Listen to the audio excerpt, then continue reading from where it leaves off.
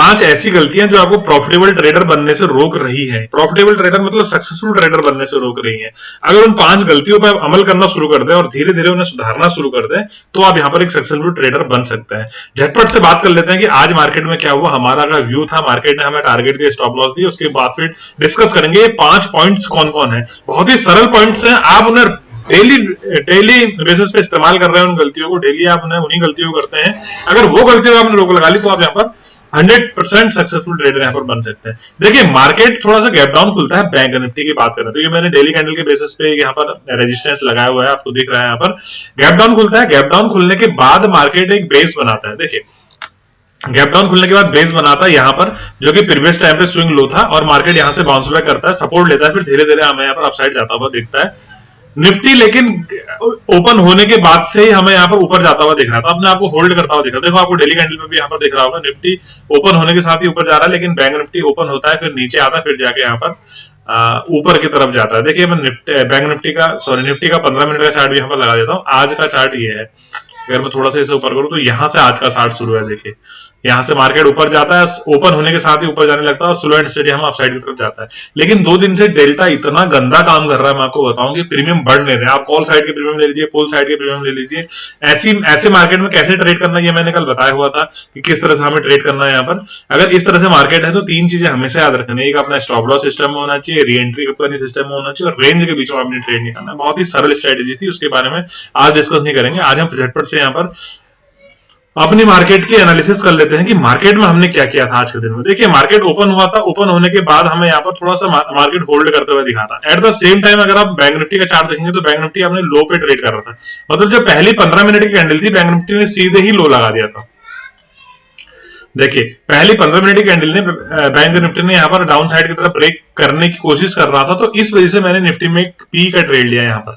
यहाँ पर मैंने एक पी का ट्रेड लिया, चूंकि निफ्टी में मैं इसको भी सेम टाइम फ्रेम का लगा देता हूं तो कंफ्यूजन थोड़ा सा दूर रहेगा। यहाँ पर देखिए अगर आज हम 31 तारीख की बात करें तो मार्केट में ये चार्ट बना था बैंक निफ्टी का, बहुत गंदा मार्केट था आज का भी कल का भी। ऐसे मार्केट आते हैं, महीने में एक बार तो जरूर आता है ऐसे मार्केट। ऐसे मार्केट में आपने अपना रिस्क रिवॉर्ड रेशियो बिल्कुल यहाँ पर मैनेज रखना चाहिए। देखिए निफ्टी ऊपर जाता है, ऊपर जाने के बाद यहाँ पर होल्ड करता है, at the same time bank Nifty अपने लो के आसपास ट्रेड कर रहा था, तो बैंक निफ्टी लो ब्रेक कर सकता है। यहाँ पर देखिए ना 2 पॉसिबिलिटीज होती है, बैंक निफ्टी लो ब्रेक कर सकता है और निफ्टी को डाउन साइड की तरफ खींच सकता है, या निफ्टी अप साइड की तरफ ब्रेकआउट देगा तो बैंक निफ्टी बाउंस बैक करेगा। 2 कंडीशन यहाँ पर हो सकती है। अब आप पर डिपेंड करता है कि आप कैंडल स्टिक को कैसे पहचानते हैं, पैटर्न को कैसे पहचानते हैं, मार्केट का मोमेंटम को कैसे पहचानते हैं।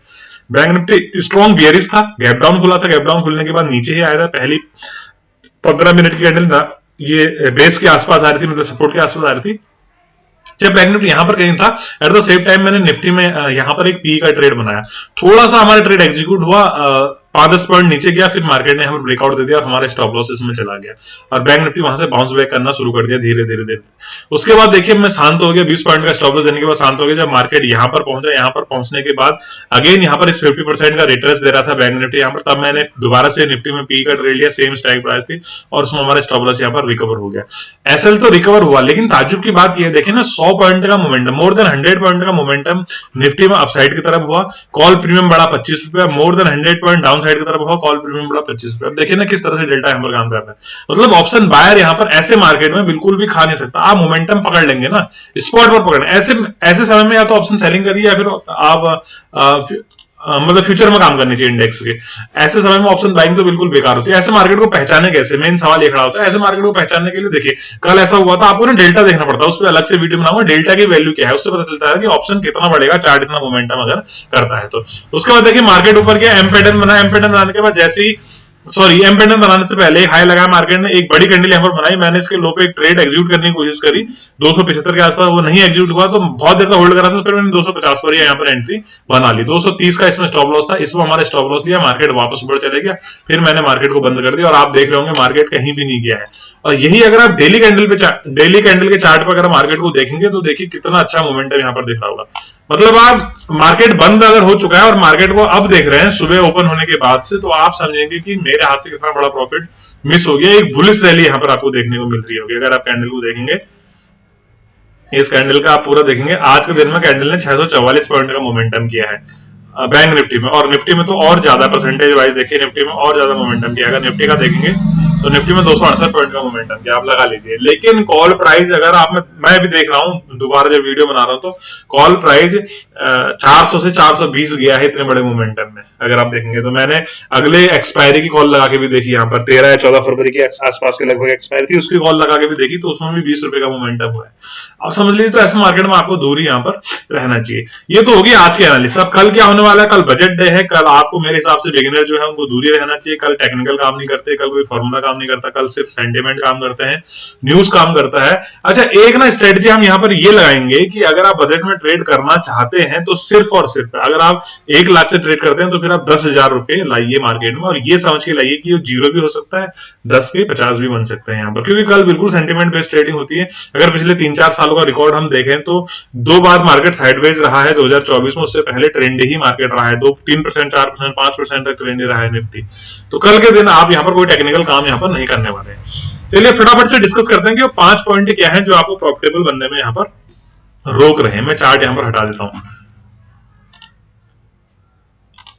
इस निफ्टी को मैं यहां पर हटा देता हूं। हटाने के बाद फिर देखते हैं, 1 मिनट, अलग से व्हाइट बोर्ड खोलने की जरूरत नहीं है, इसी में कर लेंगे काम, ठीक है। तो मैं आपको बता दूं, देखिए पहला हम यहां पर बात करने वाले हैं, पहले तो आप ये बात रखें किस वे में बात करने वाले हैं। हम यहाँ पर माइंडसेट किस तरह से ट्रैप होता है उसके बारे में बात करने वाले हैं। सॉरी, माइंडसेट कैसे ट्रैप होता है यहाँ पर। तो पहला पॉइंट हमारे यहाँ पर रहने वाला है कि आप ना इमोशन बेस्ड ट्रेडिंग नहीं करने। इमोशन बेस्ड ट्रेडिंग अगर आप करेंगे, emotion based trade, emotion based ये होती है ना कि जैसे कि मार्केट आपको लग रहा है कि ब्रेकआउट यहां पर दे रहा है, बैंक निफ्टी सपोर्ट नहीं कर रहा है, तो आप यहां पर लग रहा है वाली बात, मुझे लग रहा है यहां पर ब्रेकआउट दे रहा है निफ्टी, तो आप यहां पर अर्ली एंट्री कर लेंगे।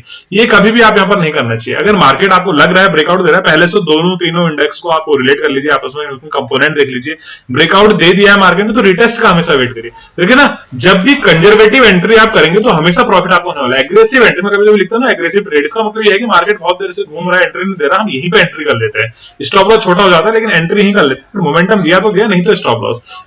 इसमें डुअल डायरेक्शनल हमारा गेम होता है, इसमें कि ऊपर भी जा सकता है नीचे भी जा सकता है। ब्रेकआउट देने के बाद आपको रिटेस्ट का वेट करना चाहिए, फिर जब दोबारा हाई निकले तो आप यहाँ पर एंट्री बनाइए। तो इमोशन बेस्ड आपने ट्रेड यहाँ पर नहीं करना है।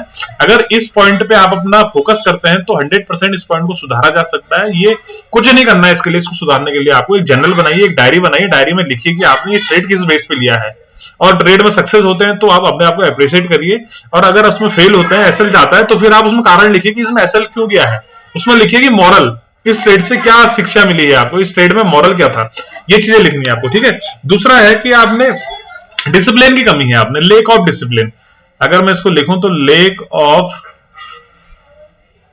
डिसिप्लिन लिख देते हैं, ठीक है। लेक ऑफ डिसिप्लिन का मतलब होता है कि आप रूल फॉलो नहीं कर रहे हैं। रूल का मतलब होता है आरआरआर, रिस्क रिवॉर्ड रेशियो, आप फॉलो नहीं कर रहे हैं। आप जल्दी एंट्री कर लेते हैं, जैसे मतलब यहां पर बताया मैंने, जल्दी एंट्री कर, चले इमोशन में नहीं भी आए लेकिन लालच के चक्कर में, प्रॉफिट के चक्कर में आप जल्दी यहां पर एंट्री कर ले रहे हैं और जल्दी एग्जिट हो जा रहे हैं। आप डिसिप्लिन जो आपने रूल बना रखे हैं आपने, लेकिन मेरे को इस रेंज का ब्रेकआउट होना है, ये मार्केट ने रेंज बनाई, इस रेंज का ब्रेकआउट होना है, ब्रेकआउट होने के बाद रिटेस्ट होना है, तभी मैं एंट्री करूंगा। मार्केट अगर निकल रहा है तो निकलने दो।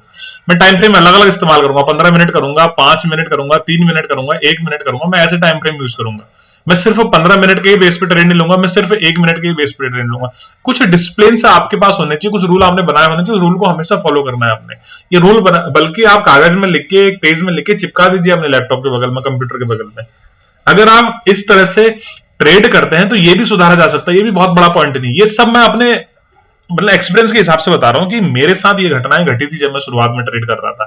बिल्कुल डिसिप्लिन नहीं करता था मैं। आज अगर मैंने 20,000 का प्रॉफिट बना लिया तो अगले दिन में 40,000 गवा दूंगा, क्योंकि मैं डिसिप्लिन था ही नहीं मेरे में, है ना। मैं कहां पर प्रॉफिट बुक करना, कहां लॉस करना, कुछ नहीं। आज मैंने मार्केट खुलते एंट्री बना ली, 17-18,000 का प्रॉफिट हो गया।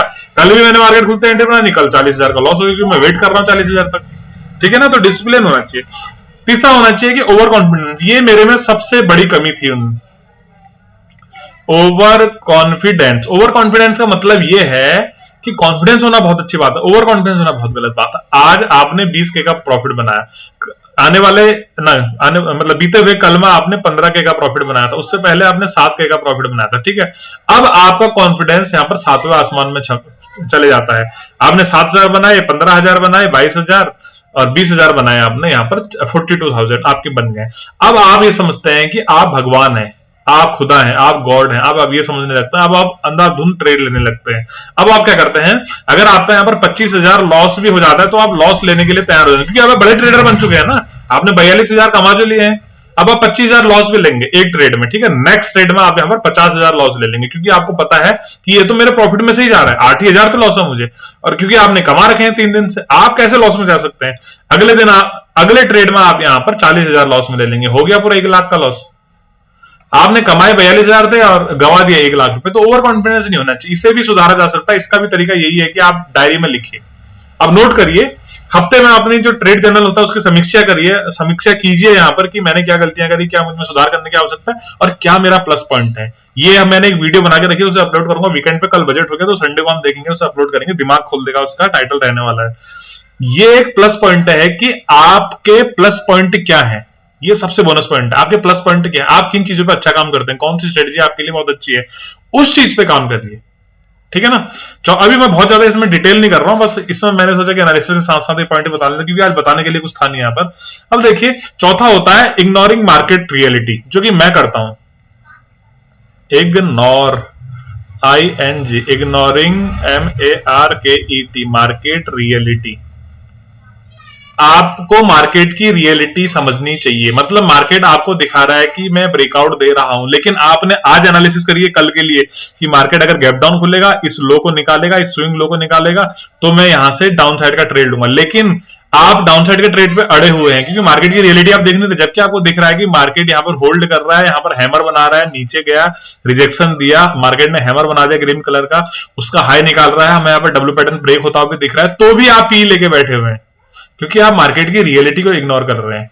ये सबसे खतरनाक पॉइंट था। इसमें ईगो भी शामिल हो सकता है, ये हमारा ईगो जाग जाता नहीं, भाई मैंने तो एनालिसिस करी है, मुझे तो यहां पर 3 साल हो गए एनालिसिस करते करते और मेरी रोज सही जाती, तो आज कैसे गलत हो सकती है।